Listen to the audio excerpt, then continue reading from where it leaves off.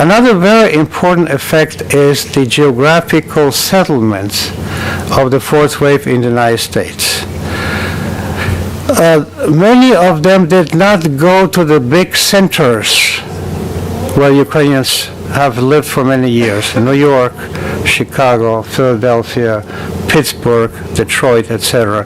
They settled in other areas of the country where there were very few or no Ukrainians at all, because they were looking for jobs.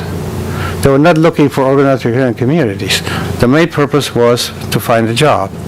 So we see, like Sacramento, California, in 1990, there were 2,629 Ukrainians. 10 years later, 15,000, and 7 years later, 22,000. An increase of 752%, and the great majority of these people are fourth wave immigrants. Similar situation for Asheville, North Carolina. In 1990, there were probably no Ukrainians in Asheville, North Carolina. 17 years later, we have an increase of 718%. Raleigh-Durham, where I live, there were only 500 Ukrainians in 1990, 2,400 in 2000, and 3,300 in 2007. Again, these are mainly fourth wave. We have started a parish, Ukrainian Catholic parish, almost 3 years ago. 80% of the parishioners are fourth wave immigrants. On the other hand, look at the more established centers like Pittsburgh. Only 3% increase in the last 17 years, and actually in the last 6 years, a decline of 2%. Chicago, there was a 17% increase in the whole period, but in the last 7 years, a decrease in 5%. Detroit, the whole period had a decrease of 12%, and the last 6 years, a decrease of 4%. So we are experiencing a very drastic redistribution of Ukrainians in the United States due to two factors. One is the fourth wave. Another factor is that people from the big centers in the north and the Midwest are moving to the south because of economical reasons.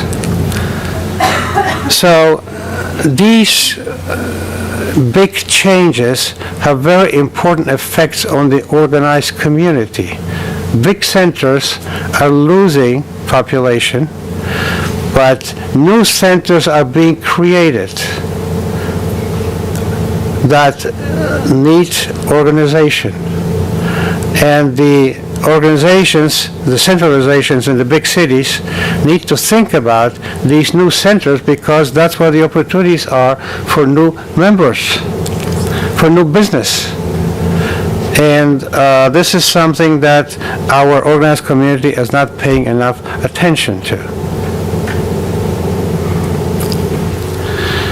Now, let me give you another example of what we can find out from these data. Let's take Asheville. In 2007, you have 1,546 people. Out of those, about 30% speak Ukrainian,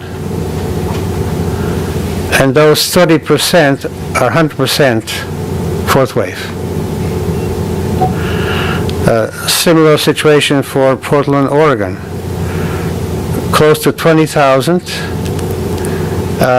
8.7% speak Ukrainian, and of those 5,470 Ukrainian speakers, 82% are fourth wave. If we take a case like Detroit, we have 10.5% Ukrainian speak Ukrainian, and 35% of those are fourth wave. So this shows you what we saw in the graph in the pyramid, that in quite a few cities, the fourth wave is the main contributor of the tremendous growth of Ukrainian speakers in that city.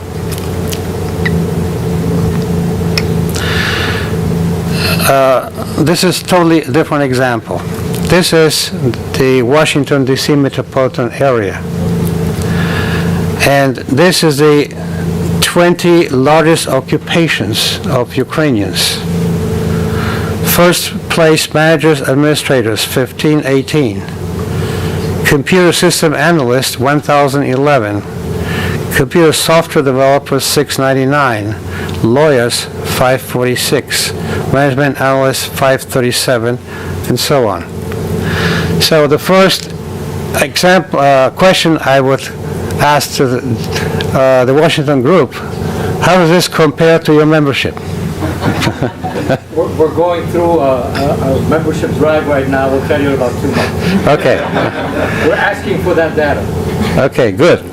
And we also can look at, out of these, how many are fourth wave. And in the last column, we have the percent of fourth wave of the total.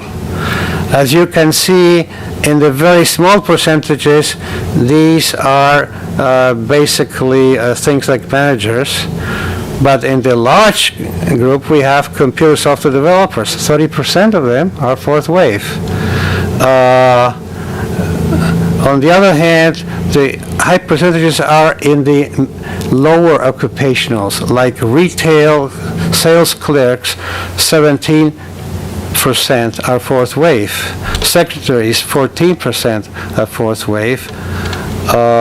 But interestingly enough, financial managers, 12%. It must be the new businessmen that are coming with money into town. We have at least a dozen that are SWIG members. Yeah, okay. So this is just another example, the kind of information you have available that you can analyze. Another example is that we can take a city and look at small areas and analyze the composition of these small areas in the city. This is New York. For example, Manhattan is divided in 3 parts: Upper Manhattan, Eastern Manhattan, and Western Manhattan. And here, the indicator we're using is what percentage are fourth wave and what percentages are the rest, non-fourth wave. So we see that in Upper Manhattan, 26% are fourth wave. In the Eastern Manhattan, which is a Ukrainian village, 10% are fourth wave. But look down here in Brooklyn, 58% fourth wave and 72% fourth wave. This is the Brighton Beach area, where a lot of them are concentrated. But if we go to the east in Nassau County, only in the northern part we have 15% fourth wave, and the others practically none. And we have a total analysis of the whole area, including New Jersey, etc. So we can zero in on small areas and see the distribution characteristics of Ukrainians in this metropolitan area. Another example is we can see migration patterns. In this case, between 2000 and 2006. Which areas are losing population, which areas are gaining population. So in the red color, which is the Bronx, and southern Brooklyn, we see that Ukrainians are moving out. Where are they moving? Nassau County. High-class neighborhoods. And southern Queens, again, high-class neighborhoods, Staten Island. And we have many other indicators like median housing value. And we can look at fourth wave and non-wave, etc. So we have built a database with census from 1980 1990, 2000, and now we have the fortune that the Bureau of Census is conducting a yearly national survey. So we can update this data on a yearly basis. We have data up to 2009.